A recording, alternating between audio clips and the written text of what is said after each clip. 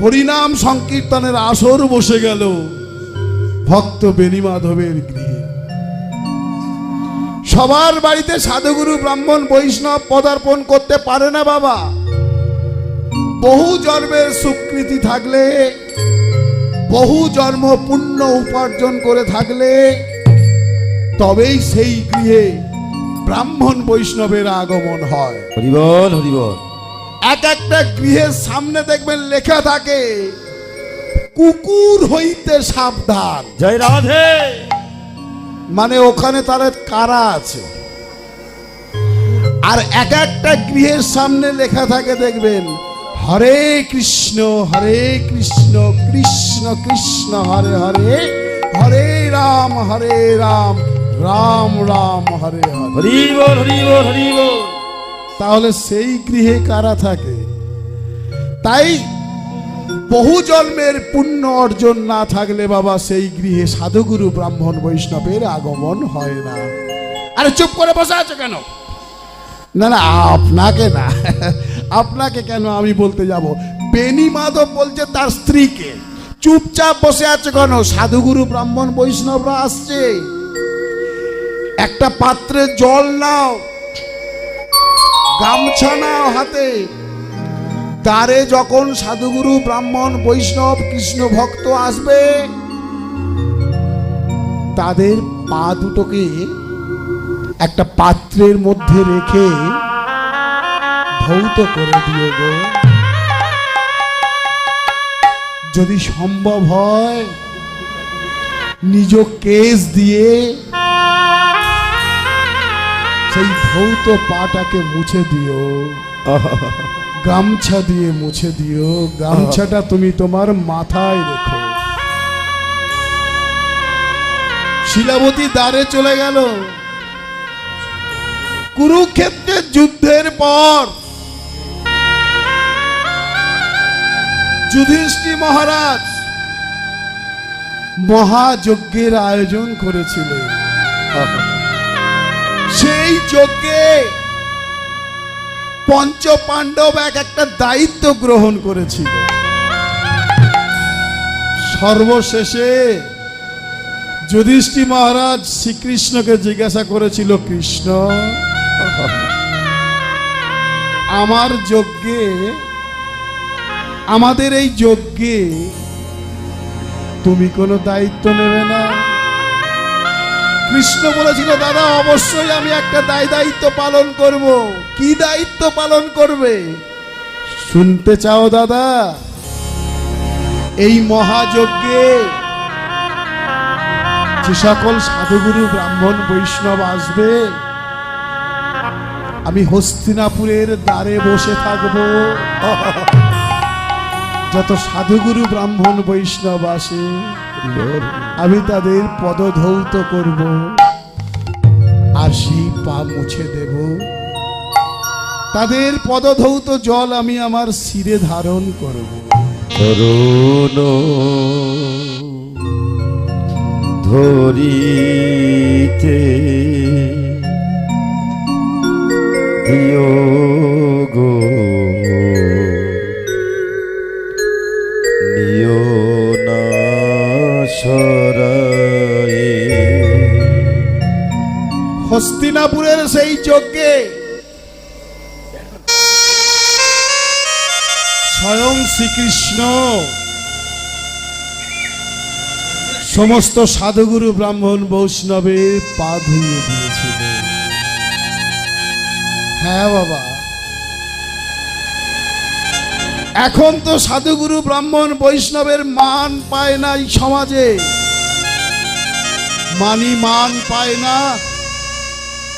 সাধুগুরু ব্রাহ্মণ বৈষ্ণবকে কেউ সম্মানের চোখে দেখে না। কিন্তু তার গিয়েতেই সাধুগুরু ব্রাহ্মণ বৈষ্ণব আসতে পারে বহু জন্মে যার স্বীকৃতি থাকে। বৈষ্ণব সেবা না দিয়ে কে বা রক্ষা হইতে পারে? মাতা পার্বতী 1000 বৎসর তপস্যা করেছিলেন। কেন? ভিখারি, যোগী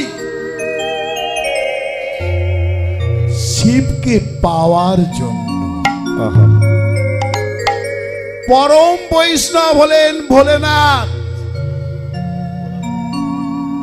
সেই বৈষ্ণবকে স্বামী রূপে পাওয়ার জন্যে মাতা পার্বতী 1000 বৎসর কঠোর তপস্যা করেছিলেন। কেন?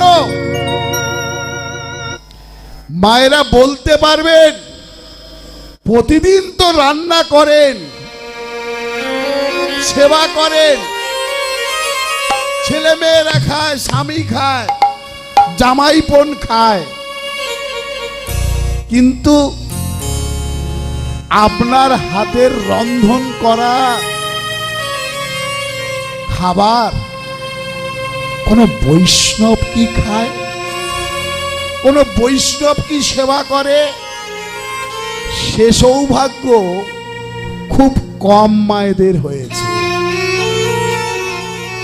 তাদেরই সৌভাগ্য হয়েছে বৈষ্ণব সেবা দেওয়ার জন্য, যারা বহু বহু বহু বছর স্বীকৃতি অর্জন করে এসছে জন্ম জন্মান্তরে।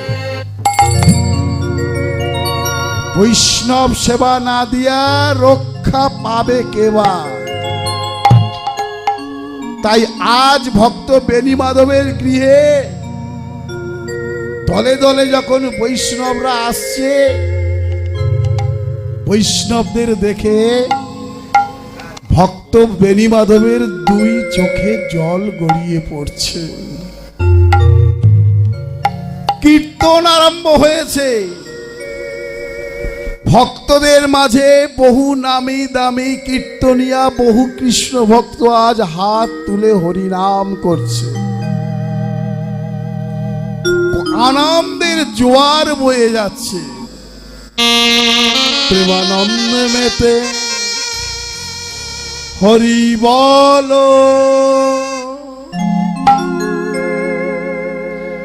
হরি নামের বন্যা যে এলো, প্রেমানন্দ মেতে হরি বল, হরি নামে বন্যা যে এলো, অন্তরেতে হরি বল, হরি নামে বন্যা যে এলো।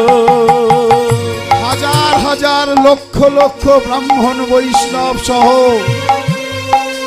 রাধা কৃষ্ণ প্রেম ধনে ধনী ভক্তবৃন্দগণ আজ ভক্ত বেণী মাধবের বাড়িতে 2 বাহু তুলে হরিনাম করছে।